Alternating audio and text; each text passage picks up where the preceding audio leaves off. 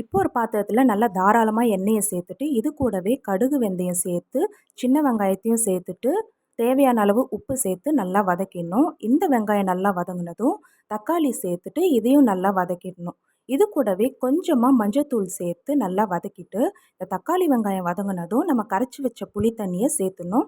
அதுலேயே நான் குழம்பு மிளகாய் தூளும் போட்டுட்டேன். இந்த காரப்பொடி மீன் குழம்புக்கு மிளகு சீரகம் பூண்டு இதெல்லாம் அரைச்சி போட்டால் தான் ரொம்ப டேஸ்டாகும். இப்போ இந்த குழம்ப நல்லா கொதிக்க விட்டுட்டு கொதித்த பிறகு நல்லா பலன்னு பட்டையாக இருக்கிற இந்த காரப்பொடி மீனை சேர்த்துட்டு நல்லா இந்த குழம்பு கொதிக்க விட்டுறணும். இப்போ இந்த காரப்பொடி மீன் குழம்பு ரெடி ஆயிடுச்சு. மேலே கொத்தமல்லி தூவிட்டு ஸ்டவ்வை ஆஃப் பண்ணிடலாம். இந்த காரப்பொடி மீன் குழம்பு ரொம்ப ரொம்ப டேஸ்டியாக இருக்கும். சளி இருமல் இருந்துச்சுன்னா இந்த குழம்பு வச்சு சாப்பிடும்போது அந்த சளியெல்லாம் இறங்கிடும்.